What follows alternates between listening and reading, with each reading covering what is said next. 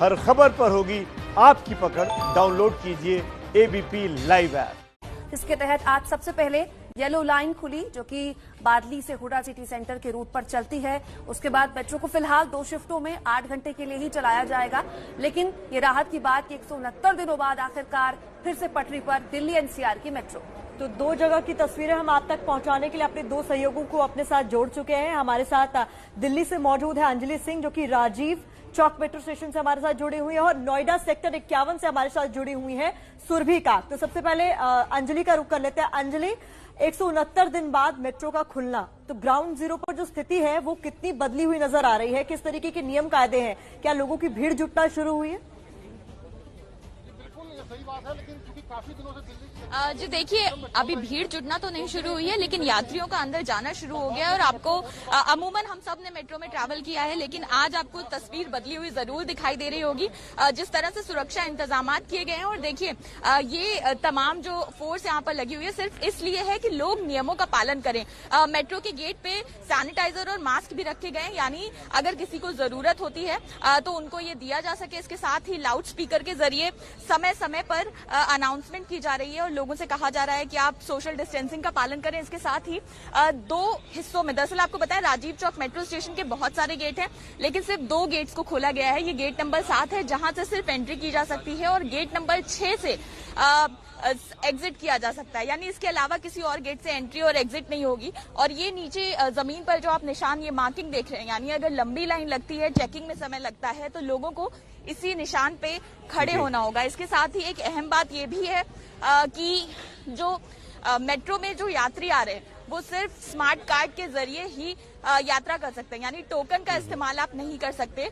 तो ये जो हमारे स्मार्ट कार्ड हैं, हम भी आज मेट्रो में जब अंदर जाएंगे तो हमको भी इसी का इस्तेमाल करने की हिदायत दी गई है।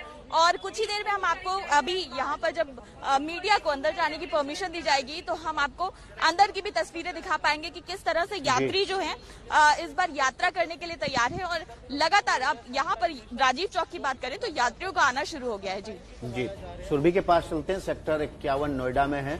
सुरभि, क्या वहां पर लोग पहुंचना शुरू हो गए हैं? क्योंकि बहुत सारे लोग नोएडा से दिल्ली जाते हैं जॉब करने के लिए, और क्या कोई डर है उनके मन में कि मेट्रो में सफर करेंगे, बंद होगा, कंजेस्टेड होगा, भीड़ हो सकती है? इस तरह की कुछ बात सुनाई दे रही है, समझ आ रही है?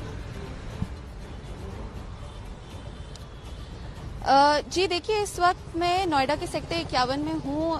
एक्वा लाइन के बाहर मौजूद हूँ। 21 स्टेशन आते हैं कुल एक्वा लाइन में, जो नोएडा और ग्रेटर नोएडा के तमाम इलाकों को एक दूसरे के साथ जोड़ती है। अगर अभी इस वक्त की मैं बात करूं तो अभी उतनी भीड़ लोगों की जो है दिखनी नहीं शुरू हुई है। अभी ज्यादा लोग यहाँ पर नहीं नजर आ रहे, क्योंकि 7 बजे से ही जो है समय था मेट्रो के शुरू होने का, तो इसीलिए यहाँ पर अभी लोग उतने नहीं दिखाई दे रहे हैं। और वहीं अगर मैं बात करूं कि लोगों में डर है ट्रैवल करने का, अगर वो मेट्रो में जाएंगे तो उसके लिए काफी सारे ऐसे नियम हैं, काफी सारे ऐसे रूल्स एंड रेगुलेशंस हैं जो एनएमआरसी द्वारा जो है लागू कर दिए गए हैं, और लोगों को भी उनका पालन करने की हिदायत जो है वो लगातार दी जा रही है। उसी के साथ साथ सेक्टर 51 अगर एक्वा लाइन मेट्रो स्टेशन की बात करें तो उसी के साथ साथ एंट्री पॉइंट्स पर मास्क और सैनिटाइजर की जो व्यवस्था है वो कहीं ना कहीं भी प्रोवाइड की गई है लोगों के लिए। और जो मास्क लेकर यदि पहनकर नहीं आता है तो उसको मास्क की फैसिलिटी भी जो है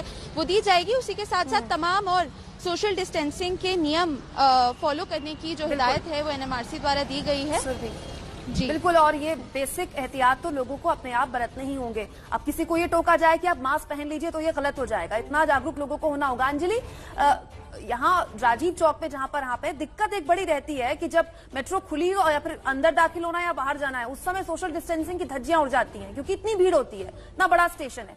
तो क्या ऐसी कोई कोशिश की गई है कि मेट्रो का जो हॉल्ट हो, जो स्टे हो, बाकी दिनों के बनस्पत थोड़ा ज्यादा हो, ताकि लोगों को निकलने और अंदर जाने का मौका मिल जाए?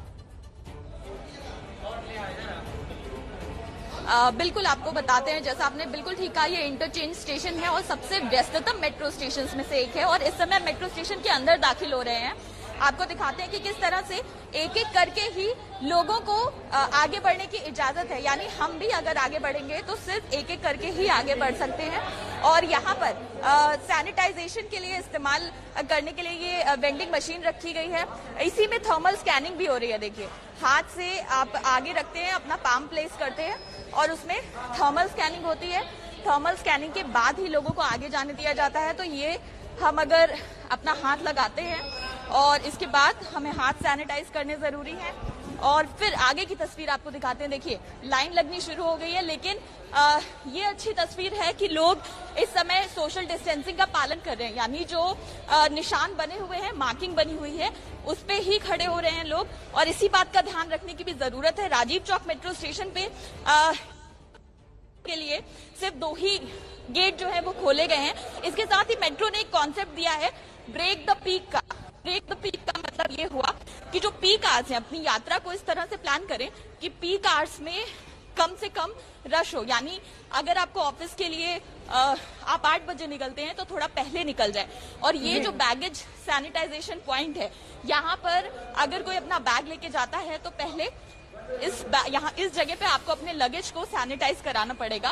और इसके साथ ही साथ मेट्रो की ओर से ये भी हिदायत दी गई कि कम से कम लगेज के साथ ही ट्रैवल करें। और ये आगे का हिस्सा है मेट्रो के अंदर की आपको तस्वीरें दिखा रहे हैं, जहां पर फिलहाल चेकिंग का जो काम है वो चल रहा है और किस तरह से लोगों की स्कैनिंग की जा रही है, सभी को एक एक करके और काफी दूरी पर खड़ा किया गया है। तो ये तमाम इंतजाम जो है वो मेट्रो की तरफ से किए गए हैं और लोगों से ये अपील की जा रही है कि वो इन तमाम नियमों का पालन करें और पालन ना करने मेट्रो में किस कदर बदल जाएगा, बल्कि सफर करके भी आपको दिखाया ताकि आप तमाम जो नियम कायदे हैं और किस तरीके से आपका सफर करने का तरीका बदल जाएगा उसको समझ सके। और सुरभि काक, आपका भी बहुत बहुत शुक्रिया।